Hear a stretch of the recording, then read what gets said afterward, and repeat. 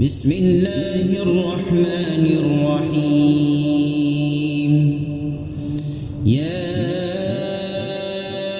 أيها المدثر قم فأنذر وربك فكبر وثيابك فطهر والرجز فاهجر ولا تمنن تستكثر ولربك فاصبر فإذا نقر في الناقور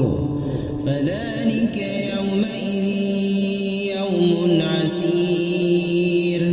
على الكافرين غير يسير ذرني ومن خلقت وحيدا وجعلت له مالا وبنين شهودا ومهدت له تمهيدا ثم يطمع أن أزيد كلا إنه كان لآياتنا عنيدا سأرهقه صعودا إنه فكر وقدر فقتل كيف قدر ثم قتل كيف قدر ثم نظر ثم عبس وبسر ثم أدبر واستكبر فقال إن هذا إلا سحر يؤثر إن هذا إلا قول البشر سأصليه سقر وما أدراك ما سقر لا تبقي ولا تذر لواحة للبشر عليها 19 وما جعلنا أصحاب النار إلا ملائكة وما جعلنا عدتهم إلا فتنة للذين كفروا ليستيقن الذين أوتوا الكتاب ويزداد الذين آمنوا إيمانا ولا يرتاب الذين أوتوا الكتاب والمؤمنون وليقول الذين في قلوبهم مرض والكافرون ماذا أراد الله بهذا مثلا كذلك يضل الله من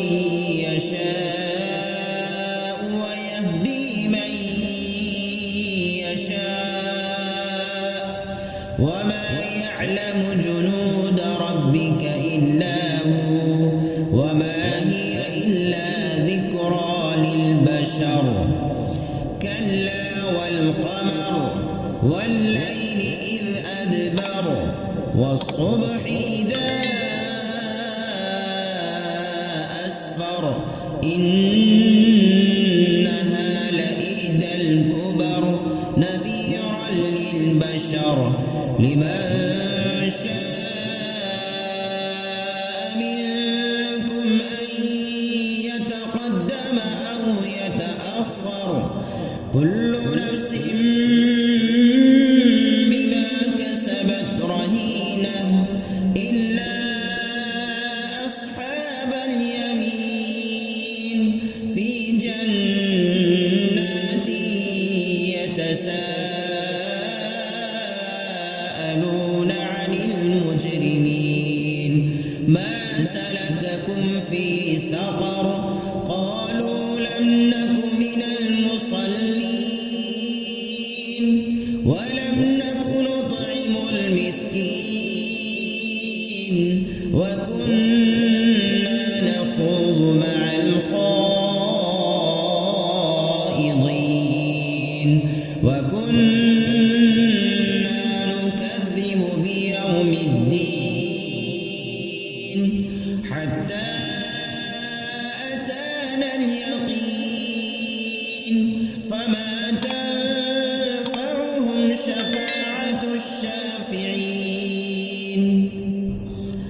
فما لهم عن التذكرة معرضين كأنهم حمر مستنفرة فرت من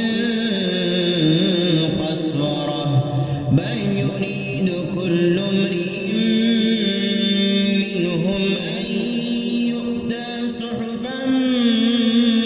منشرة كلا بل